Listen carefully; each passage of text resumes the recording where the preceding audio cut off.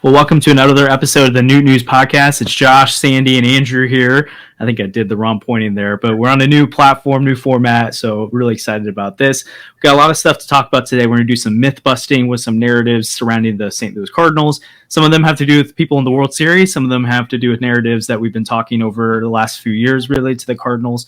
But off the top, we want to talk about something that Andrew actually kind of broke a little bit within the Twitter account this past week. And there's some reports that were coming out that the Cardinals have significant interest in Yuki Matsui, for the left-handed reliever out of Japan. That's something that we already heard a few weeks ago from Derek Gold of the St. Louis Post-Dispatch, that the Cardinals were interested in him. But then some reports came out from Japan that at first it sounded like an official offer was made, but now it just sounds like there's significant interest from the Cardinals and Matsui's camp in something happening. Today, John Mozeliak made some comments to Tom Anchorman and was kind of talking about what the Cardinals' plan this offseason is. And again, he said pitching. They need to add to the starting rotation in a big way. But he also made some comments about availability out of the bullpen and that they need to beef up the back end with guys who can pitch more consistently, but also have the ability to pitch in the late innings and be reliable. That seems to line up a lot with some interest in Matsui, who, again, is the youngest reliever ever to 200 career saves in the Japanese league. So, Andrew, tell us more about what you figured out from that situation, kind of how it unfolded, and then maybe some thoughts on Matsui. Basically there was this article being floated around in Japanese that the Cardinals had made an official offer to Yuki Matsui. That's not allowed right now. So essentially the way the offseason works is no teams are allowed to sign free agents until 5 days after the World Series ends. So whenever that happens, you have to wait 5 days before you're allowed to sign anyone, make any official offers or any of that. Essentially, that was just a mistranslation of the initial report from Japanese to English. What actually happened was that there were about 6 teams scouting Yuki Matsui: the Padres, the Yankees, I think the Cubs were in there as well. But the report was that the Cardinals have shown the most interest in Matsui. They've sent a lot of scouts to go and see him play. And also Yuki Matsui noted, or it was noted by some of the Japanese outlets, that Yuki Matsui's interest in the Cardinals is probably the biggest as well, because of his WBC teammate. Lars Nootbaar is over here, and also apparently the best fans in baseball. I think the article, when translated, it was like the most passionate baseball fans in the world. So it's nice that we're getting some international attention as well. So it's really exciting. Hopefully, after the 5-day period ends, they'll make him official offer. But as of right now, no offer has been made. There's just a lot of interest surrounding Matsui, specifically from St. Louis. Interesting. Andrew, could you give us a little bit more? Some listeners might not know much about Matsui as a pitcher, but kind of what we're looking at when it comes to him. Yeah, so he's a closer for the Rakuten Eagles in the Japanese Nippon Professional Baseball League. He doesn't throw particularly hard, which is interesting for a reliever. He has a lot of pitches, a big pitch mix. I think some people were considering. There was some discourse about him becoming a starter. That's not happening at all. If the Cardinals get him, he's going to be a backhand reliever. He's also 5'8", right? Like, he's really small. He's not very large, but he does have really, really good breaking stuff, and he strikes out a lot of hitters. I'm pulling up his numbers right now. This past season, he struck out 11.3 per 9 innings. Wow. Which is lower than his career average, but his walk rate is also really, really down, which is great to see. And those numbers tend to translate really well from the Japanese league, so I'm not worried about it going down. 11.3 per 9 innings is really good for any reliever, so we'd be lucky to have that strikeout stuff at the back of the bullpen. Yeah. Sandy, what are your thoughts on adding to the bullpen and the current state of the Cardinal bullpen in general? Yeah, for sure. As anyone who watched the team this year knows, it was really tough to watch the pen in action. Coughed up a lot of leads. I think only the Rangers blew more saves than the Cardinals this season, which, funnily enough, they're in the World Series. Good company. Yeah, for sure. Except for the fact that the Cardinals also lost 90 games. So there's that. They didn't have a lot of leads to begin with, so they actually blew a bigger percentage of their leads than anybody else, which is tough. When you have bad starting pitching and an ineffective bullpen, things are really bad. Now, I think a big reason the Cardinals bullpen stunk this year is because obviously there were a couple big injuries. So they lost Helsley for a large part of the season. Gio was unavailable for more than we'd like him to be. Genesis Cabrera was supposed to be one of those big guys who ended up having to go. And then Hicks spent some time hurt and then was traded. So you had your guys that were supposed to be your guys, and they weren't your guys all season because they were unavailable, either because they weren't pitching well like Hicks at the beginning of the year, they were hurt, and then Romero obviously finished the year in the IL. So depth is huge. The Cardinals didn't have that Memphis shuttle running, which I'm referring to guys like Packy Naughton, Jared Walsh that one year, or Jake Walsh that one year, sorry, or just randos that come up, make a couple appearances. Cody Whitley is a great example of this, and then they get sent back down. And the Cardinals just didn't have options like that. This year they're going to have a lot more, so we should be excited about that. I know Matt Swanson is a guy that just was acquired in the Paul DeJong trade at the deadline. I'm really excited to see what he brings to the table. He had a great finish to the season with Springfield. So the Cardinals have more, but again, you can never have enough depth. This is a great ad. Yeah, I like, and whether it's Matsui or someone else, it really sounds like, especially based on Mozeliak's comments, they're interested in adding some kind of arm to the back end. Honestly, like even bringing back Jordan Hicks, I wouldn't be against something like that. Because I like you said, the talent in the back end of the bullpen right now is solid. Like obviously Halsey, when he's healthy, is one of the best there is. It's just you do have to bake in now that it's when healthy, and so you just don't know what that's going to be. Jojo Romero, he was really good at the end of the season, but at the same time, small sample size and relievers of Aldo, so you don't want to be like he's for sure a 7th or 8th inning guy. And then Gio, obviously down year. I don't think people should be really down on him, but you should bake that in a little bit too of like, okay, maybe he is starting to face some regression. So I think you have the pieces back there, but if you got a Matsui type, that really solidifies things where you've got, if an injury happens, regression happens, you're not depleted in April and May. Like you can get by in July and get some relievers, but if you're in April and May and you don't have any relievers, like you're kind of screwed. And so you got to figure out a way to get through the early parts of the season, and then inevitably the contenders always add to their bullpen. So I really like the idea of this move. Obviously they need to prioritize the front end of the rotation still, and add to that, but it sounds like they're going to try and, I mean, at this point, it feels like they're looking at 2 starters in free agency, a reliever, and then a starter in the trade market. And then maybe they use some of the ancillary pieces to strengthen the bullpen even more. But I'm liking what we're seeing so far. Yeah, absolutely. And then one more thing is just as long as Matsui stays pretty cheap, I'm all in on the Cardinals doing this. As probably some viewers of this show know, the Cardinals don't have a great track record signing expensive relievers. If you look back, Greg Holland is a great example of somebody that the Cardinals gave a bag to, and then he was horrible. Brett Cecil, Andrew Miller. So I'm a little bit wary. I'm very skeptical, I guess, when I see the Cardinals bring in a big name reliever from outside of the organization. That's why I love the depth. But again, when you don't have the depth, it's terrible. So, yeah, and if Matsui doesn't work out, they could theoretically sign 3 starters and then trade for some relievers too. Because like O'Neill can bring back a solid relief pitcher. Like Dylan Carlson can get you that kind of stuff. Alec Burleson surely can get you a reliever if you need. And you have so many pieces to move around if they need to. If they don't add to the bullpen, I think that's kind of a sign of incompetence. Like they have plenty of resources to make it happen. They got to do it, and I think they know that. Yeah, one thing to note, Matsui's a left-hander, so that makes him a little bit more appealing than Hicks right now, because right now our only left-hander option is really Jojo Romero. I know they use Palante as a lefty because he has reverse splits, but I don't really know how I feel about him right now.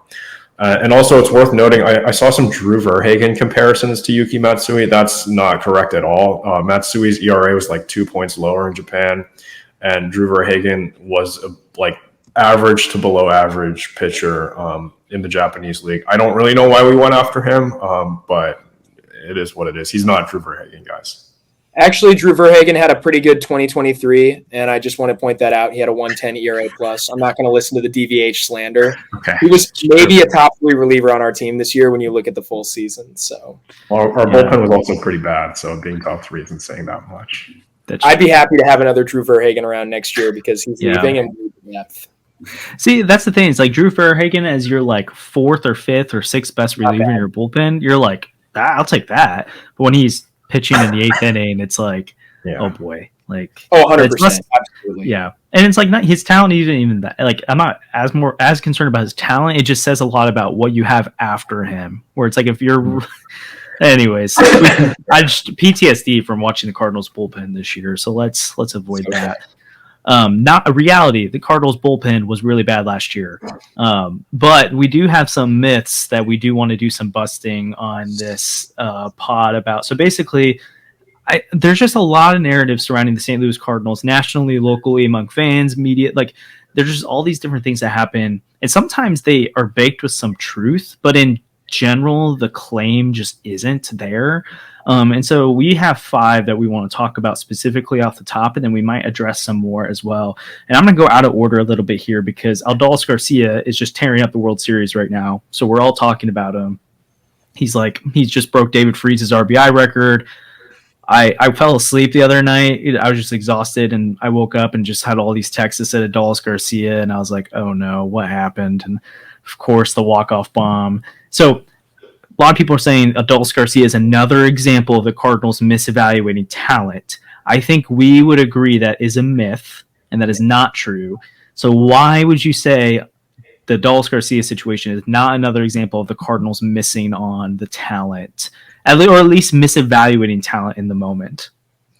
I'll go first here, and I'll say for anyone watching this, if you're not a Cardinals fan, then your team also missed out on Adolis Garcia. Exactly. Because the Texas Rangers, even if you're the Rangers, they DFA'd Adolis Garcia, and they basically, twice. So they basically gave any other team the opportunity to claim him off waivers. So it doesn't matter if you're a Cubs fan. I've seen Cubs fans being like, yeah, the Cardinals missed on Adolis Garcia.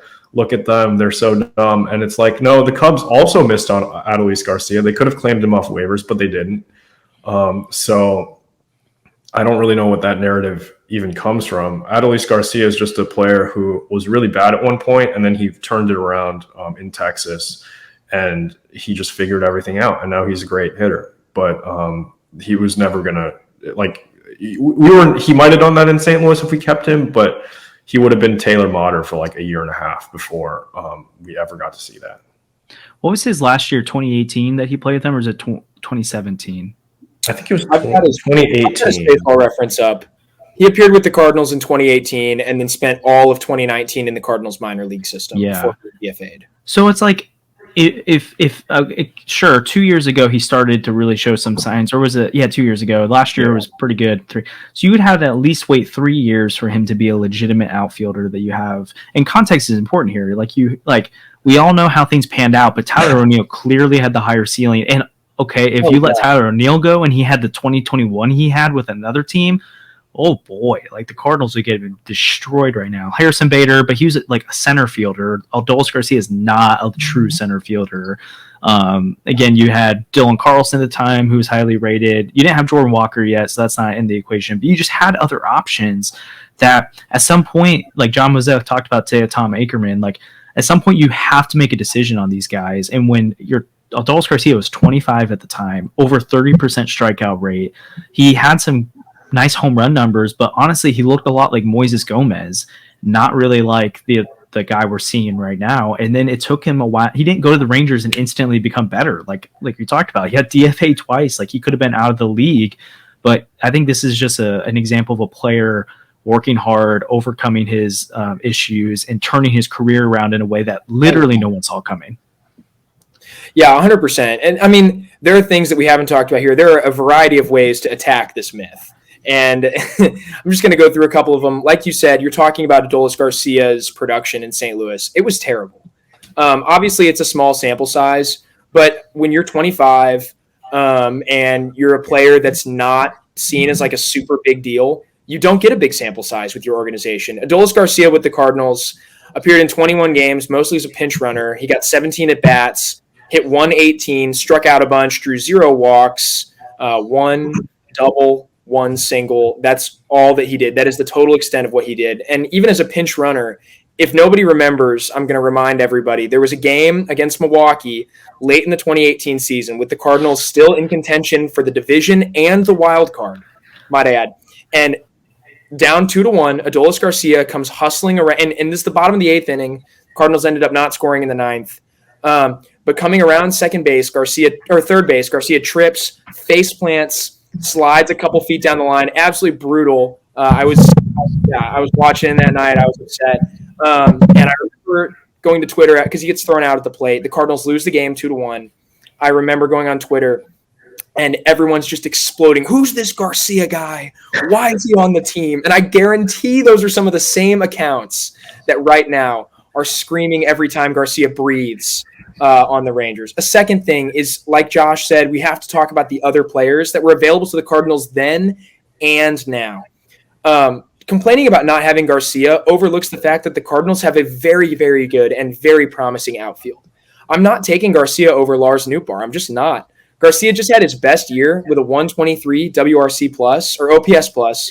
WRC plus was a little lower than that, actually. And he's 30.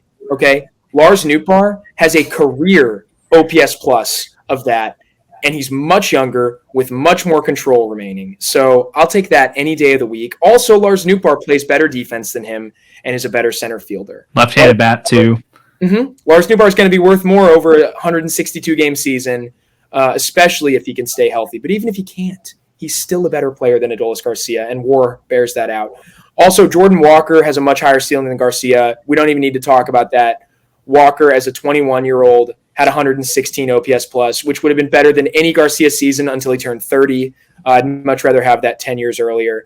And then, the Cardinals have so many other options for that last outfield spot. Like, could Alec Burleson be a better hitter by the time he's 27? Yeah, for sure. Tyler O'Neill has a much higher ceiling, and that's when we have to talk about the players they had then.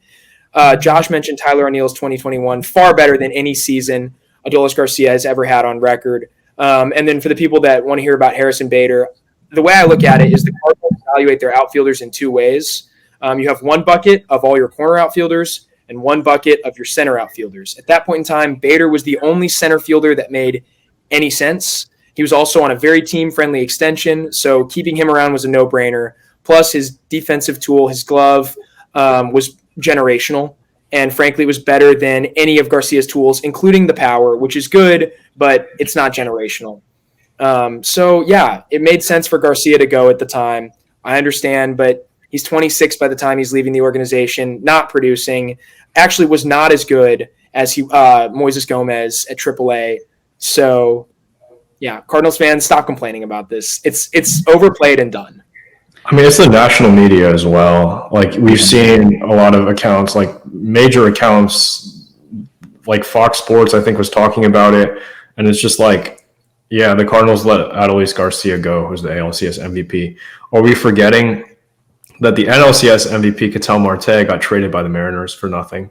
I think we forgot that part. And Yordan Alvarez got Josh Fields. Yeah. Like, I don't know what is going on. We don't talk about those other teams' misses, so are we talking about Adolis Garcia? Yeah, especially a team like the Dodgers. Like, I know they won a World Series in 2020, but like, talk about a team that just consistently comes up short, and like, we're just not going to talk about when you miss on a guy like Yordan Alvarez. And it's part of baseball. Like, every single team has at least a few guys in recent memory all the time where you're like, man, we missed on that guy. And I just think, like, we can agree to disagree between the three of us. I think it's fair to criticize Randy Arozarena trade. I think it's definitely fair to criticize Gallen and Alcantara. I don't think that the thought process for either of those trades should be critiqued as much, but like, missing on the talent can be like, sure, like, you gave up two potential Cy Young winners and an all-star type outfielder. Like, you can give him crap for that. But a guy like Garcia, when everyone in baseball didn't see it, I think it's overplayed. And I think if this happened to the Pirates or the Brewers, people just really aren't talking about it. But it's the Cardinals, and so we're going to beat them dead with it because kick them while they're down, I guess. I mean, it has happened to the Pirates. They gave up Garrett Cole and Tyler Glasnow and like so many Chris Archer trade? How about the Chris Archer trade? The Pirates acquired 1.5 seasons of Chris Archer from the Tampa Bay Rays, and I kid you not, these are the three names they gave back. They gave back Tyler Glasnow, Austin Meadows, and Shane Baz, who's currently the Rays, like, one of their best prospects. So it's crazy that people are going to, and then, by the way, before the end of that control, Chris Archer had been DFA'd and was back with the Rays. Beautiful. But Randy Arozarena is Adolis Garcia and Randy Arozarena and Zach Gallen. They're the only guys that have ever been traded from a team and had success elsewhere, apparently. So let's talk about whatever. the Cubs real quick too. Okay, the Cubs traded Dylan Cease and Eloy Jimenez for 1.5 seasons of Quintana, and he was like a 4+ ERA guy. Horrible. Yeah. He wasn't just bad; he was terrible in Chicago. And then, by the way, Quintana liked playing in St. Louis a lot more, I'm sure, because he was great here. Also, the thing about Quintana, it didn't make sense in the moment to me. Like, I know he had control, but he wasn't even it wasn't like trading for Marcell Ozuna where he's a middle of the order bat coming off like an all-star Silver Slugger season. Like, he was a fine pitcher, and you gave up Dylan Cease and Eloy Jimenez, who at the time, Eloy Jimenez was the top prospect, and Dylan Cease kind of rose a little after, but oh boy. Yeah, Quintana went to the Cubs and was pretty good down the stretch in 2017, and then was really bad, arguably a dumpster fire in 19 and 20 before they finally got rid of him. So it's just so wild. Every single team has huge misses, but I don't understand and one more thing with Adolis Garcia, until right now, he really hasn't been that good with the Rangers. I don't get it. He had 100 OPS plus in 2021, which everyone refers to as his breakout. Okay, a lot of Cardinals have put up 100 OPS plus seasons. That's worse than Paul DeYoung's been at times with the Cardinals. It's a lot worse than Jordan Walker was offensively this year. Yeah, I really don't get it. I don't understand where all the hype comes from because he's a fine ball player, but he's not doing anything crazy. Yeah, I think this is just another reason why I don't. I just really get frustrated when people are like, "Well, the dude hit when people just throw home runs out and they're like, that's the defining stat of someone." It's it is obviously home runs are the best possible thing you can have, but when that's all you do, his 31 home run season, he's a 96 WRC plus guy, below league average, hitting 31 home runs. Because he struck out 194 times. He had 194 strikeouts, and I know that every single one of those would have driven Cardinals fans nuts. Yep, and a 286 on base percentage. That's horrible. So again, if you had Garcia that year, you're oh, that's a nice player, it's fine, but it's nothing to get freaked out about. Again, that's a worse hitter than Jordan Walker, Lars Nootbaar. I use that the 2021 is only a little bit better than Alec Burleson was this year for the card. It's just, I don't know. Obviously this year he broke out. We get it, but I mean, if you look at 2021, the outfield, we had MVP candidate Tyler O'Neill, we had Harrison Bader who won a Gold Glove, and we had Dylan Carlson who finished third in Rookie of the Year voting, which was Adolis Garcia finished fourth in AL Rookie of the Year voting that year. So who really cares? Yeah. Our outfielder, he would have been our fourth outfielder. He would have been what most people thought Lars Nootbaar was last offseason, which, by the way, if we had traded him. See, that's the other thing. You keep Garcia, you might have got, you might have gotten rid of O'Neill or something instead, but you might not have Lars Nootbaar right now. I don't know. There's different scenarios that play out that it doesn't necessarily mean they would have kept the other guys either. So anyways, before I tear my hair out, let's keep moving because I'm just going to scream if we have to talk about Adolis Garcia again. Sure. And I'll go into this to start, but we can banter about it a little bit. But I see it a lot that people say the payroll didn't go up in 2023, which is just not true. And so I think I probably said that before too. When things first came out, we all were kind of like, "Hey, what happened with the payroll?" But as numbers came out early last year, the payroll went up 12% last year. And so, okay, let's start here. I'm not defending the Cardinals front office for what they did. I'm posting there's an article will be on Redbird Rants. You can see it. I'll talk about the issue is not that the payroll didn't go up because it did. The issue is how the Cardinals payroll went up last year. If you look, they started on opening day with $154 million committed to their 26-man roster in 2022. 2023, their opening day salaries were at $174 million. That is a 12% increase. Now, how it increased was the Wilson Contreras signing, the Adam Wainwright re-signing, and arbitration numbers and raises for internal players, and the Arenado deal. That's not going to cut it. And so you can criticize them and get frustrated at them for not engaging at the market. It's been reported after the fact that they looked at the top end of the free agent market for pitching, but got balked at the price point. But they never promised they're going to do that. We'll get to that later. Obviously, they went after the best catcher, which was nice, but they just didn't do enough. And so I think that narrative needs to die. because when you're trying to like actually like talk about what needs to change about the Cardinals, when you just throw out things that just aren't true, even if it like is how you feel that like, oh well, they didn't do it the way I wanted them to, like, then say that. Say you increased payroll, but you only increased payroll because you gave raises to guys and made overpaid Adam Wainwright. Like, that's just not going to cut it. That's a fair argument, and that's something I think they would agree with. But if you just say it didn't go up, then of course John Mozeliak's going to give you the like snarky comment that like, yeah, it went up, because it did.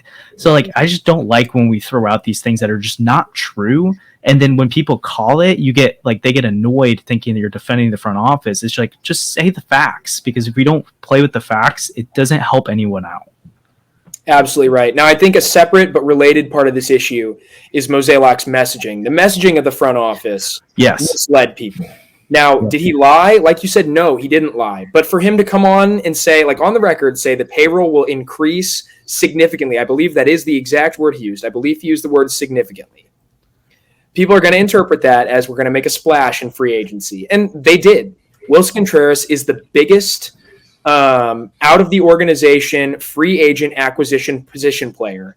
That's a mouthful, but it excludes the Holiday extension after he reached free agency. It excludes the Goldschmidt extension, the league contract. But it was a very notable deal for the Cardinals to sign. Whatever. But the messaging from the front office wasn't great. And so I see why people are mad. But like Josh said, we do have to have the facts right. We do have to be saying the right things, because if we don't, what are we doing? And part of that also is these payroll numbers are not easy to find. And so I see people tossing around figures on Twitter, on other social media sites. They're wrong. A lot of times the figures they're using either don't match up. So Josh mentioned this in the pre-show, but it might be something like someone's comparing the 40-man roster from last year with the 26-man roster from this year. Well, that's comparing apples to oranges. Yep. Obviously, the 40-man roster is going to cost more because there are 14 more guys on that. Or you'll see guys just pulling numbers off Sport Track. Just that's not right. That they don't have access to stuff that's not necessarily publicly available or not easily available. Yeah. I know Sport Track, like the Nolan Arenado contract, very complicated. Derek Gould did a great breakdown of it at one point, and like you need to go there and read that if you want to know how to talk about that. But like Sport Track doesn't include all that, so they don't know how much Nolan Arenado is getting paid by the Cardinals last year. So it's just, yeah, it's frustrating. So people need to know what they're talking about before they just throw around stuff like the Cardinals don't spend money. Yeah, exactly. I think also part of this too that you could kind of get into, I think the misled conversation, I think, needs to be like that is true. That needs to be hammered home.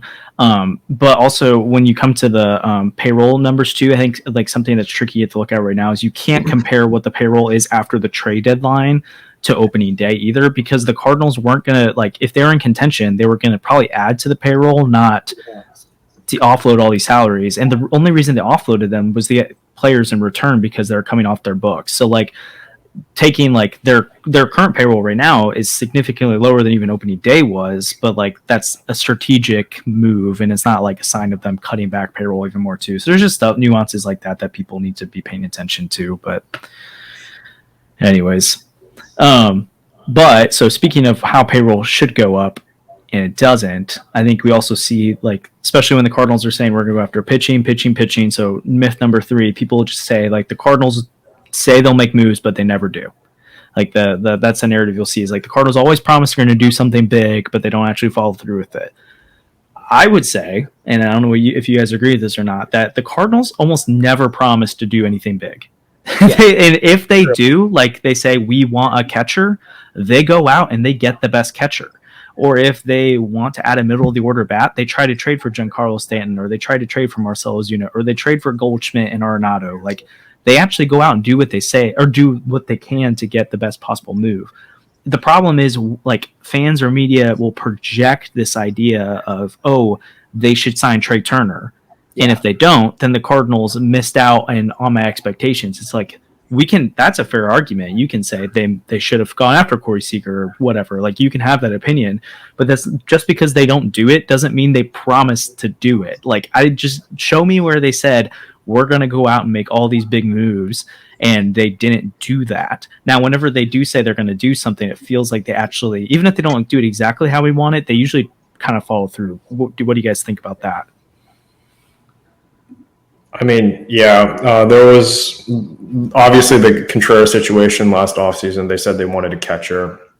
And then the David Price contract, which I don't think we talked about nearly enough, where they offered him a fair contract, and then David Price went and signed a lot more with Boston. And I mean, that's probably a good decision because David Price fell off pretty big in Boston and just wasn't that good.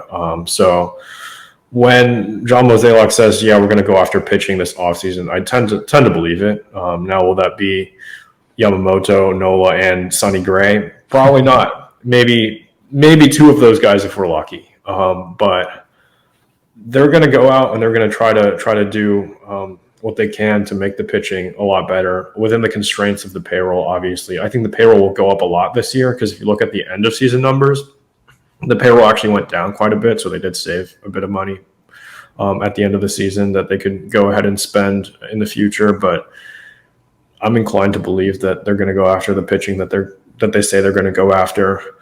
I want them to get Nola, Yamamoto, and Gray, but they won't because that's just like even the Dodgers, if they wanted all three of those guys, would have trouble getting all three of those guys.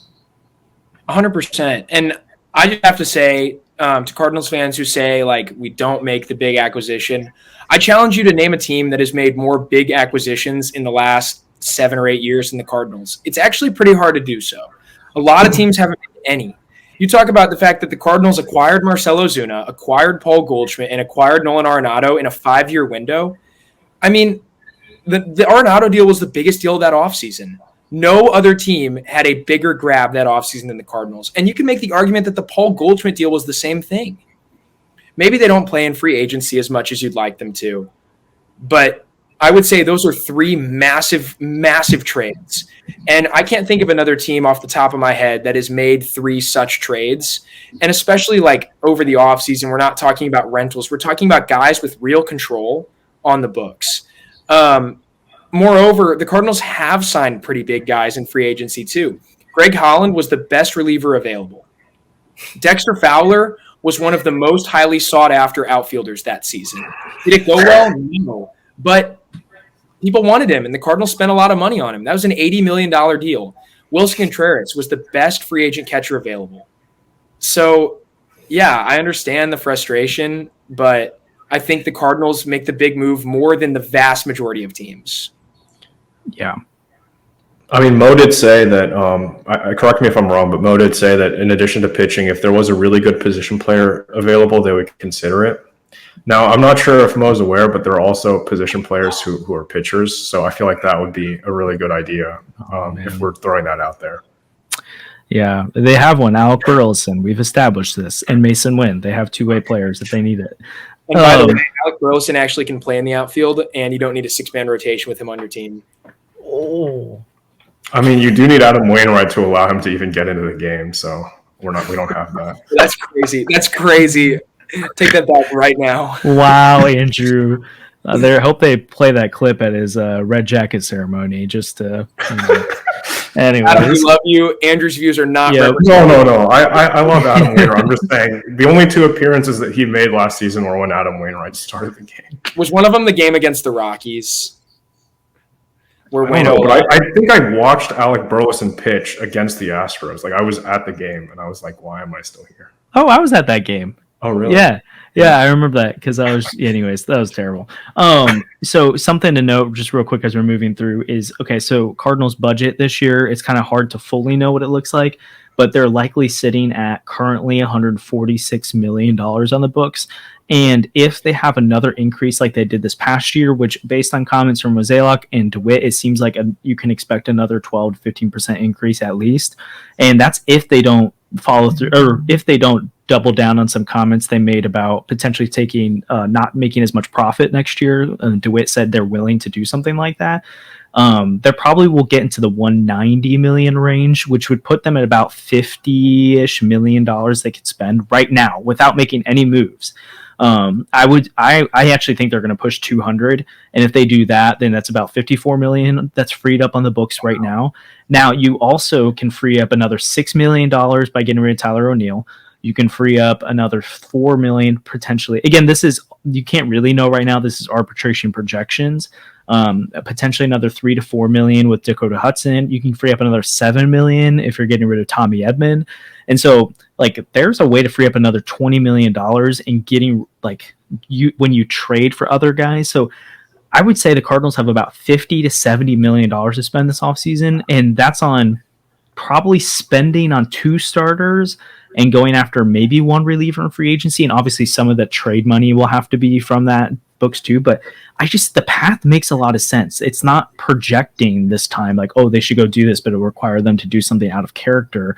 Like, they actually have budget to work with right now. So we'll see what happens. I mean, I'm very optimistic that they'll get one of those top guys. And I think the only way they get 2 top guys is if it's like Nola and Gray or Yamamoto and Gray, but we'll see. So you're telling me Sonny Gray's a Cardinal by Thanksgiving? I think so. I hope so. So we'll see. We just remember Sonny Gray might take the qualifying offer, which is crazy. No, please don't do that. He'd be crazy to do that. Yeah, that'd be wild. He can get more AAV and more years. Yikes. Anyways, if he wants to sign 1 year 30, okay, come to St. Louis. I'd pay him. Maybe not. 1 year, honestly, like, sure, why not? Okay, so another myth. Sandy, I know you have some strong feelings about this one. I think we all probably do. People say the Marcell Ozuna trade was a terrible idea. Yeah. I think that's a myth. I agree with you. So on the surface, obviously, like, yeah, gargantuan overpay for what Ozuna brought you, right? Just so we can have, like, we're all operating under the same understanding of the deal. The Cardinals acquired Marcell Ozuna, who had 2 years of service time left. He was coming off of an excellent season in which he was a Gold Glove winner, which is crazy, a Silver Slugger, an All-Star, and he placed in MVP voting. I don't think he was a finalist. No, he was like 15th, I think. Yeah, he placed in MVP voting.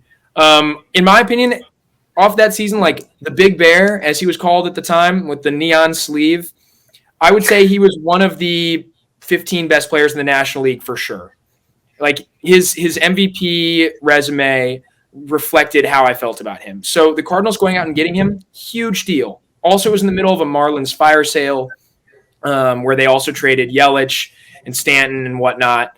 And for the people that at the time thought Ozuna was the worst of those 3, I might have argued that he was the most intriguing option. He was also the cheapest. So the Cardinals ended up trading Sandy Alcantara, who had just come up and had only pitched out of the bullpen for them. So they traded him.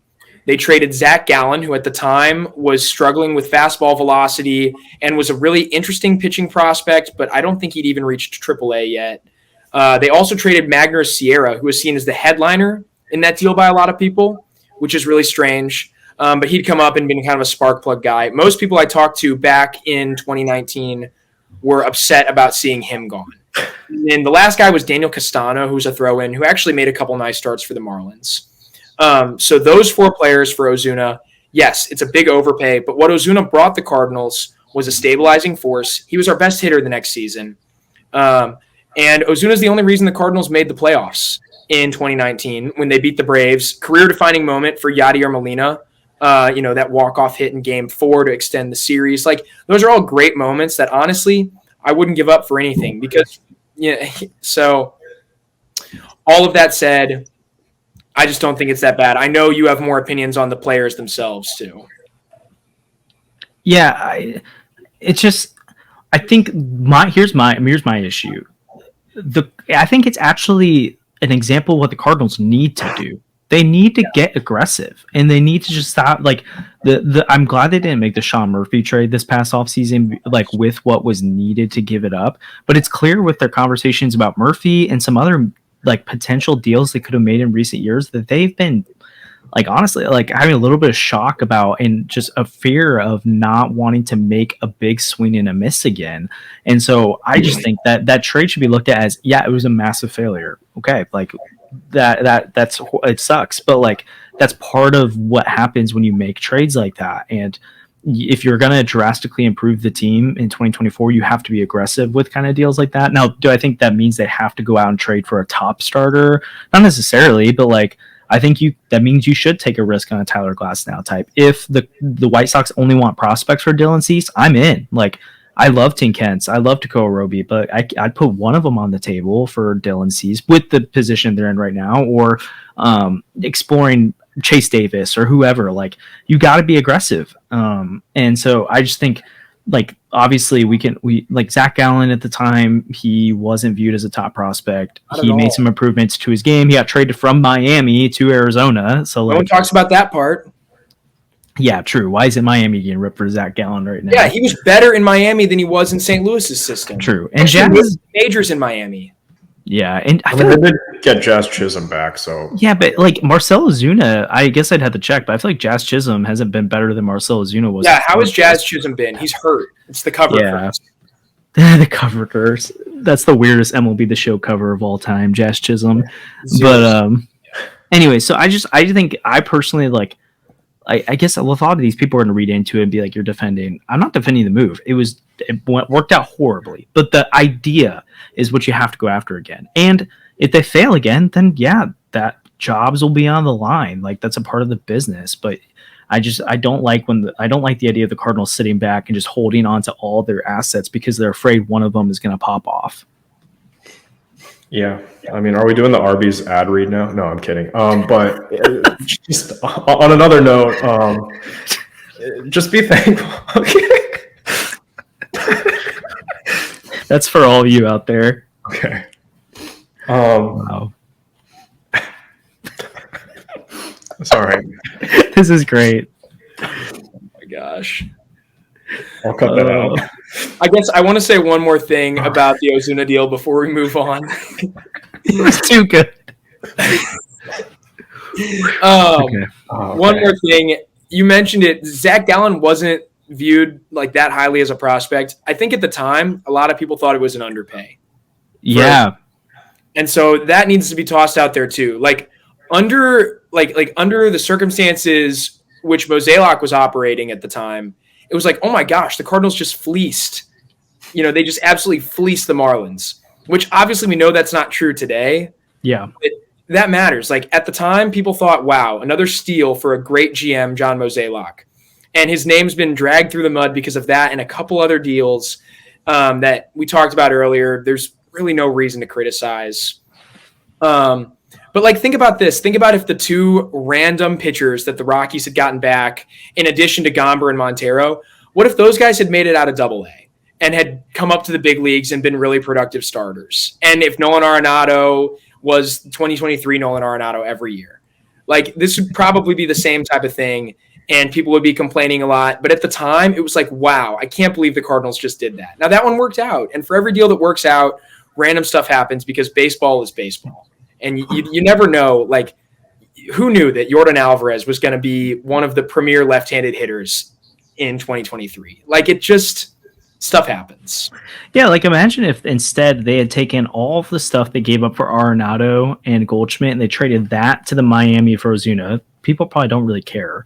And then they swap Alcantara for Arenado and Gallen for Goldschmidt. It's like, you can debate if it was the right move or not, but it's not that bad. So, like, I think the net total of what they've given up and the talent they've acquired in return, I think it's starting to get like this, where you can like, okay, like, I get you got Arenado, I get you got Goldschmidt, you hoped Ozuna would be better, but you got a decent guy there, but now you've given up all that. Sure, it's probably heavier on this side now, but I just don't think it's as drastic as we want to make it out to be at times. But include all the deals that Mozeliak's made the last few years, though. I know we have to move on, but I actually think, I don't know. People accuse me of being like the number one Mo fan all the time, but I think he's really good. The Jojo Romero trade, why don't we talk about that? The Cardinals got a legitimate closer for Edmundo Sosa. Are you kidding me? Yeah. Like, the Cardinals make under-the-radar deals like this all the time, and people refuse to talk about it. And the moment Montgomery, right? Yes, the Cardinals turned 1.5 seasons of injured Harrison Bader, who, by the way, the Yankees waived, into Jordan Montgomery, who they then turned into Roby, Sajazi, and King. The Cardinals turned Malcolm Nunez, a prospect who might never see the light of day, and Johan Oviedo, somebody who, again, this year just is not ready to be a big league pitcher, into Jose Quintana, who started for us in game 1 of a playoff series and was really freaking good. Down the stretch, Quintana was awesome. The Lane Thomas deal is one people complain about all the time. Lane Thomas was going nowhere in St. Louis, and I liked Lane Thomas. But I'm sorry, John Lester was what the Cardinals needed, and he made sure we got to the playoffs. So, and this deadline is going to be talked about for a long time because the Cardinals turned Paul DeJong into a legitimate relief prospect. They took Jack Flaherty and got a guy from Baltimore who was better than Jack Flaherty down the stretch and added Prieto and Showalter. Yeah. Mozeliak has been really good. So tell me I hold Mo's water or not. I'll stick to that. Yeah, I think the Prieto, he's dominating the Dominican. I think he's in the Dominican League right now. He's been hitting really well. I just think that's, and it's he honestly might not even ever play in St. Louis. Like he might be one of those guys that because of the infield depth, he might get flipped in this offseason as a part of the pitching. Right. And it's like if he's like the second or third piece that helps them get Glasnow or Cease or whoever, that's like, I don't know, there's just so much that can potentially happen here. Or it allows them to have the flexibility to give up, even though I don't want this, but like Donovan or something like that to go after something, knowing they have JC and Prieto and other guys coming up. So this deadline, I think, true, we'll look back on it soon as a huge, I mean, already a huge win, but it can keep getting even better. Last myth that we want to kind of talk through, and this is a kind of like a weird deep cut one that I saw on Twitter. I kind of actually asked for it recently. I was like, hey, everyone, I just tweeted out, I was like, give me examples of times the Cardinals lied. Like, tell me something they said they would do and didn't do it. Or that they said they'd do something and they've changed their tune later, because I was just curious. I was like, I want to know because I see it all the time. So if I see it all the time, it should be easy to find. Turns out it wasn't that easy to find. There was a lot of myths in there. But one that I thought was interesting that I still think is a myth, but I think it's worth kind of talking about, is people talk about how the Cardinals fired Mike Matheny after the 2018 All-Star break or before, and that they would say that, or that Bill DeWitt Jr. was quoted as saying, in some places, a winning record or even hitting or playing 500 baseball is unacceptable. Not with this city, not with this franchise, not with this history, and not with these fans. So Bernie Milk Cows or whatever tweeted that out, and he then was like, okay, so who's going to get sacked for this season? Because you can't say that and not have heads roll this one. I think there's needed context for this. Mike Matheny was coming off missing the playoffs 2 straight years and was on pace to miss it again. So that's 3 straight seasons of missing the playoffs. Oli Marmol just made the playoffs in his first year as a manager. Like, so, you don't like, it's like, obviously this season is worse than anything Mike Matheny had, but I just don't think it's quite the same context. And then John Mozeliak in the front office were clearly putting the blame on Mike Matheny for the team, and Mike Schilt came in and things changed. So they were right. Like, they needed to change. What they're doing this offseason is saying, hey, we were at fault. We didn't spend like we needed to. We didn't make the right moves. It's not Ollie's fault, so we're going to take the blame here. And so if heads were going to roll, it should be, you can't fire ownership, but it should be the front office. But when you have 12 straight winning seasons, like, I'm sorry, you're going to get a little more leeway when you have one bad season, especially like we talked about there. They just have made so many good moves over the years. I just don't think that's the same situation. Do you guys disagree or agree with that? I'm indifferent on this one. I think it's different, but I get why people get mad about it. But do you think that comments like that from Bill DeWitt back in 2018 should kind of hold more weight now, or different situations?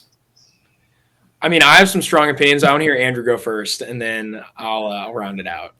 I mean, for last year's situation, I think if Bill DeWitt wants to make those comments again, he should maybe take a look in the mirror, because he didn't spend the money that was needed to provide a winning product. I think if he had given John Mozeliak a little bit more leeway to spend on some of the starting pitchers, he probably would have addressed that. I know Mozeliak said that we have 6 starting pitchers, and we laugh at that and was like, no, we didn't. We had like 1 starting pitcher, maybe. So, yeah, if he wants to fire someone, it was probably going to be Mo, and I don't think he was going to do that at any point. I still believe Oli has what it takes to be a good manager, and I know, I get criticized for that all the time. People really don't like Oli, but I'll still support him. And Yeah, I don't really know. If Ollie does bad again next year, then yeah, probably he has to go. I think that's the point that was made pretty clear. And even Ollie's taking accountability. He's like, yeah, the fans should want me fired after such a bad season. And I think everyone wants to deliver a better season for next year. So at this point, not really. I believe in management. I believe in the front office. I just think we need to spend a little bit of money this offseason to make the pitching better, and then we'll be fine. Yeah, and one thing I'll add to that before you jump in, Sandy, is I think it's really cool that Ollie in his first year hired Skip Schumacher to be his bench coach. Oh, yeah. Last year, who was clearly going to be a manager this coming season. That was going to happen. Then he hires Matt Holliday to be his bench coach. Obviously, Matt Holliday stepped away, and it was not because of Ollie. It's because he wanted family stuff. But like, he's a future MLB manager, and now he's open to the idea of bringing Yadier Molina on his staff. I just think this shows that he puts the team first. And like, I'm not going to say he's a really good manager or anything. I think he's pretty good, and I think you roll with him. Wouldn't be surprised if things don't work out next year and you have to move on from him. But I just think it says a lot about him that he's not trying to be the smartest person in the room. He's not trying to take over the clubhouse. He wants to surround himself with people that might even be better candidates than him because he wants to put the team in the best possible situation to win. That's a good manager to me. 100%. Right before I jump into that, I just want to address something Andrew said about DeWitt not providing the resources. Honestly, I looked at the pitchers on the market, and it's like, there's really nobody that was available to me that would have changed this. The problem was the depth, and that's something that's been a long time coming. So I think 2023 in some ways is inevitable when you look at the lack of pitching depth, the lack, all that available. But jumping back into the Marmol conversation, yeah, I really don't have a problem with Marmol sticking around. And I think it's annoying when people flip out about it. Because it's one bad year that the Cardinals had. And Josh, you said 12 straight winning seasons. That's a big deal.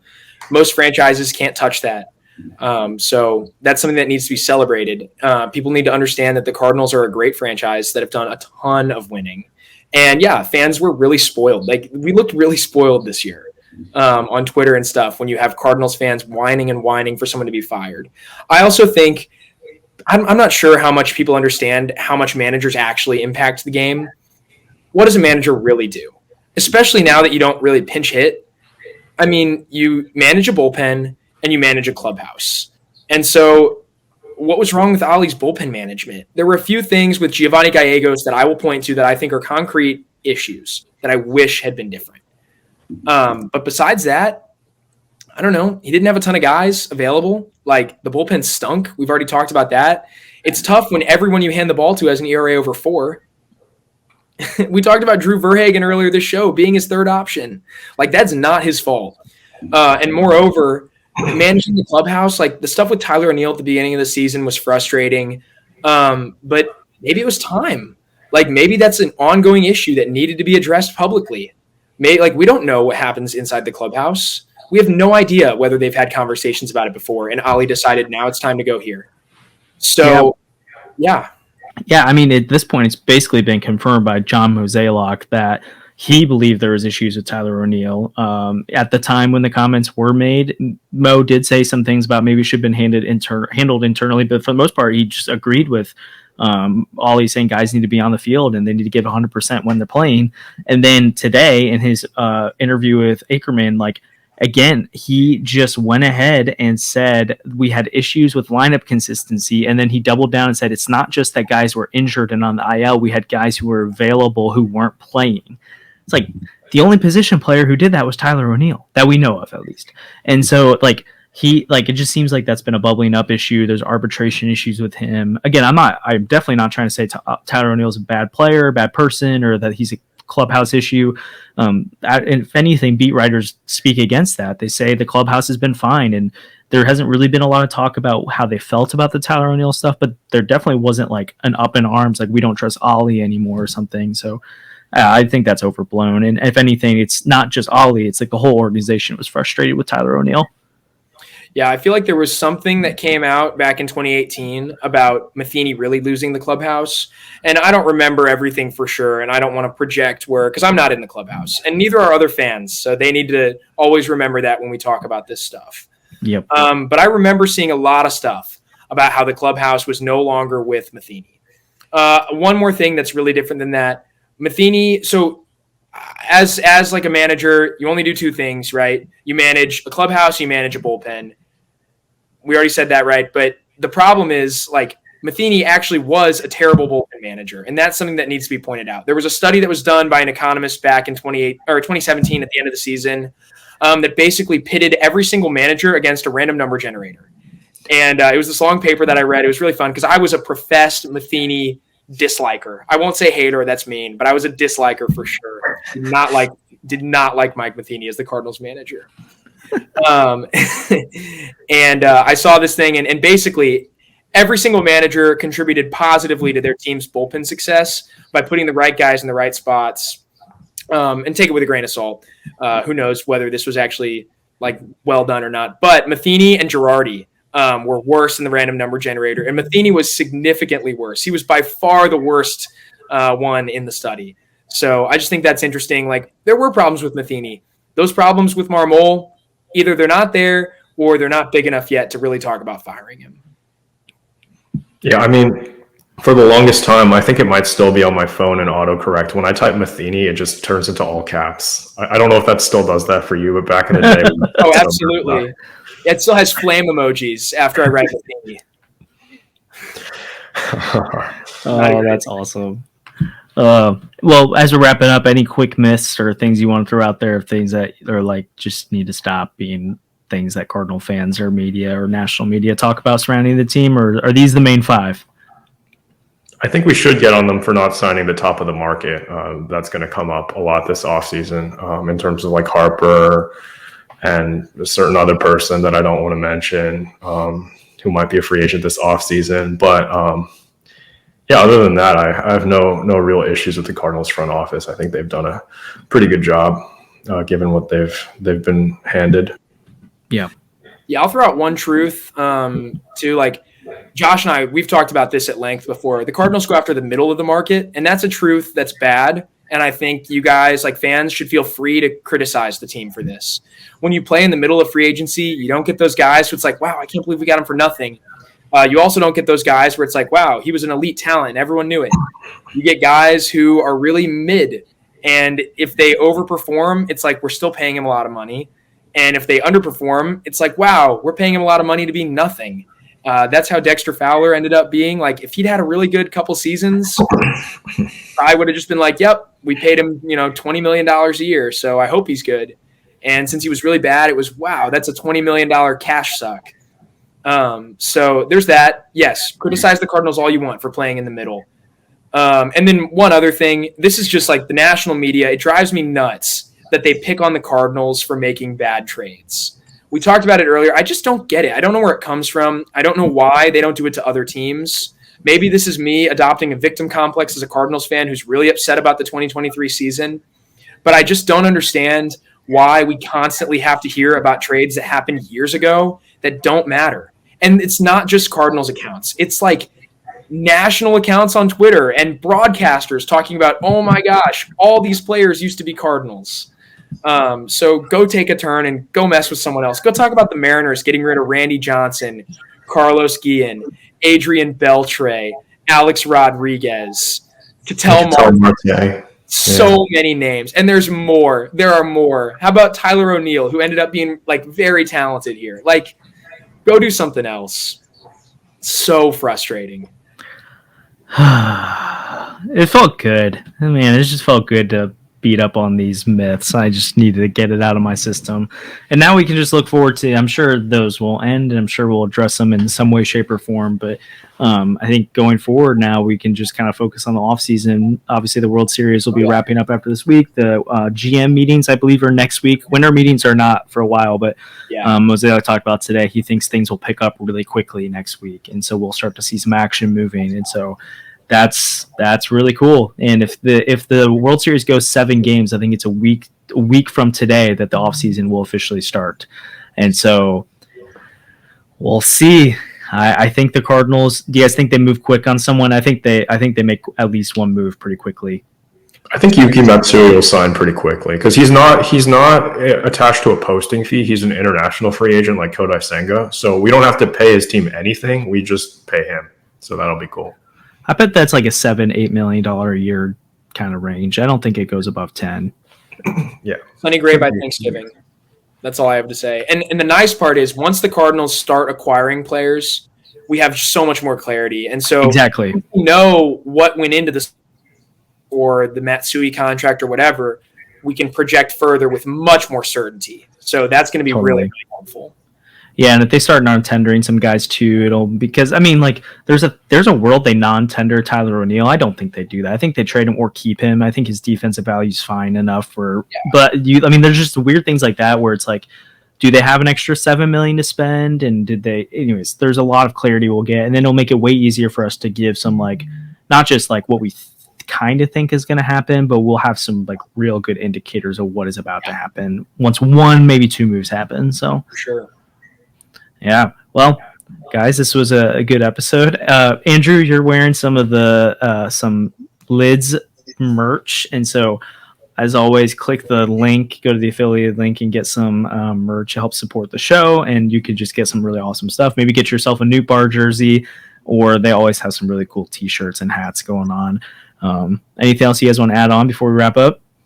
Yeah, we got some exciting guests coming on. Lynn Worthy from the Post-Dispatch will be on with us next week, and we got our friend Jeff Jones in a couple of weeks as well. So get really excited for that. All the guests we have lined up for this offseason. It's going to be awesome. Yeah, it should be a really good time. And outside of that, we've got other guests we're trying to line up as well, and then we'll have our usual banter as well. So yeah, follow us on Twitter, Instagram, TikTok. Keep up with the things and all that. Obviously, you can see this on YouTube if you're watching already, Spotify, all the places you get your podcasts. Like, subscribe, share it so people know. Obviously, we're going to be talking a lot about things this offseason, so let us know your thoughts, comments. Also, we can potentially do a live feature on this thing now, too, so maybe we need to plan like a live Q&A episode or something. I don't know. So we have some fun content coming. So thanks for the support, everyone, as you're watching or listening, and we'll see you next time.